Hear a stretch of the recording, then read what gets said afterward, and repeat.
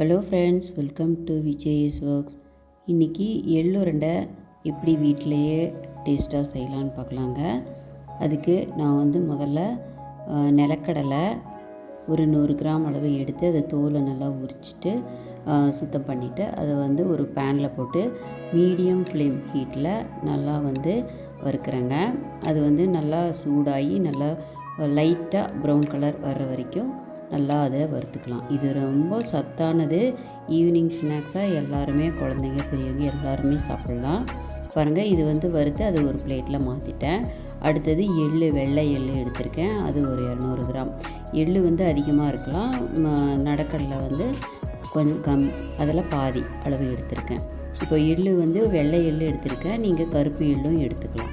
ஆனால் கருப்பு எள்ளு சுத்தம் பண்ணி நம்ம வறுக்கணும். பாருங்கள், இது மாதிரி நல்லா வறுத்துக்கலாம். இது எள்ளு நல்லா வாசனை வருங்க. வறுக்க அடுப்பை மட்டும் மீடியம் ஃப்ளேம்லேயே வைங்க. ரொம்ப அதிகமாக ஹீட் இருந்தால் அது அதாவது கருப்பாயிடும். அதனால் கோல்டு ப்ரௌன் கலரில் வர்ற வரைக்கும் நம்ம அதை வறுத்து அது தனியாக ஒரு பிளேட்டில் எடுத்து வச்சிடலாம். அப்புறம் ஏலக்காய் ஒரு 3 ஏலக்காய் தட்டி போட்டிருக்கேன். கூடவே சுக்கு பாருங்கள், சுக்கு ஒரு 1 இன்ச் அளவு எடுத்து அதை பவுட்ரு பண்ணி அதை கூட சேர்த்து லைட்டாக சூடு பண்ணி அதை மிக்சியில் போட்டிருக்கேன். இப்போ அதே பேனில் ஒரு டேபிள் ஸ்பூன் நெய் விட்டுருக்கேன். நெய்யில் எந்த டம்ளரில் அளந்தனோ எள்ளு நடக்கடலை, அதே டம்ளரில் 1/4 டம்ளர் துருவின தேங்காய் துருவல் அதை சேர்த்து அதையும் ஈரப்பதம் போகிற வரைக்கும் நம்ம நல்லா வறுத்து எடுத்துக்கலாம். திரும்பி அது கூட இன்னும் இது ஆப்ஷன் தான். அதாவது முந்திரி நல்லா உடச்சி போட்டிருக்கேன். ஒரு 5 முந்திரி.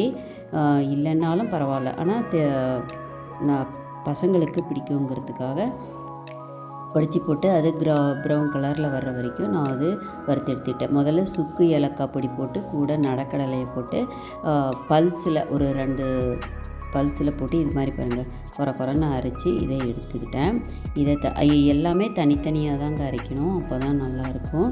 பாருங்கள், முதல்ல நிலக்கடலை எள்ளு செகண்டு நிலக்கடலையும் சுக்கு ஏலக்காய் அரைச்சிட்டு அடுத்தது எள்ளை பொடி பண்ணி அதை தனியாக பொடி பண்ணி அதை கூட சேர்த்துக்கிட்டேன்.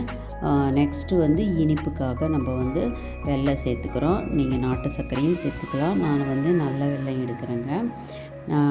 தேங்காவையும் அதே மாதிரி பல்ஸில் போட்டு ஒரு சுற்று போட்டு எடுத்துட்டேன். பாருங்கள், இதையும் கூட சேர்த்துக்கலாம். அடுத்தது தான் இப்போ நல்ல வெல்லம் அதே 3/4 டம்ளர் எடுத்துருக்கிறேன்.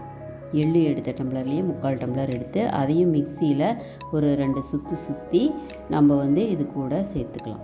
பாருங்கள், இது மாதிரி சேர்த்துக்கலாம்.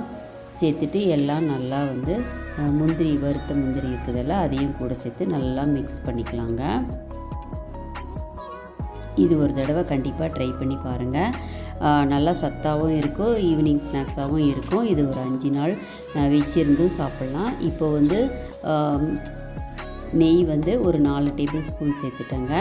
சேர்த்து நல்லா கலந்துட்டு லைட்டாக பால், காய்ச்சின பால் ஒரு தெளித்து விடலாம். அதாவது நம்ம உருண்டை பிடிக்கிறதுக்காக. அந்த வீடியோ ஸ்கிப் ஆகிடுச்சு. பால் நல்லா தெளித்து விடணும். அதாவது கொஞ்சோண்டு ஒரு 2-3 டேபிள் ஸ்பூன் அளவு தான். அது தெளித்து விட்டு இந்த மாதிரி அழுத்தி வச்சு மூடி வச்சிடலாங்க. அது அந்த வெல்லம் நல்லா கரைஞ்சி அந்த எல்லா இன்க்ரீடியன்ஸ் கூடயும் நல்லா சேர்ந்துக்கும். பாருங்கள், இது மாதிரி ஒரு 1/4 மணி நேரம் தான் மூடி வச்சேன். இப்போ பாருங்கள், இது மாதிரி ஆயிடுச்சு. இதை எடுத்து நம்ம உருண்டை செய்யணும், ஈஸியாக நல்லா வந்துடும். பாருங்கள், இது ரொம்ப டேஸ்ட்டாகவும் இருக்கும், அதே மாதிரி சத்தானது. கண்டிப்பாக ட்ரை பண்ணி பாருங்கள். ட்ரை பண்ணி பார்த்துட்டு எப்படி வந்ததுன்னு எனக்கு கமெண்ட் சொல்லுங்கள். விஜேஎஸ் ஒர்க்ஸ் சேனலை சப்ஸ்கிரைப் பண்ணலைன்னா சப்ஸ்கிரைப் பண்ணிக்கோங்க. கூடவே பெல் பட்டனையும் அழுத்திக்கிட்டால் நான் போடுற வீடியோஸ் அப்பப்போ நோட்டிஃபிகேஷனாக உங்களுக்கு கிடைக்கும். ஃப்ரெண்ட்ஸுக்கு ஷேர் பண்ணுங்கள்.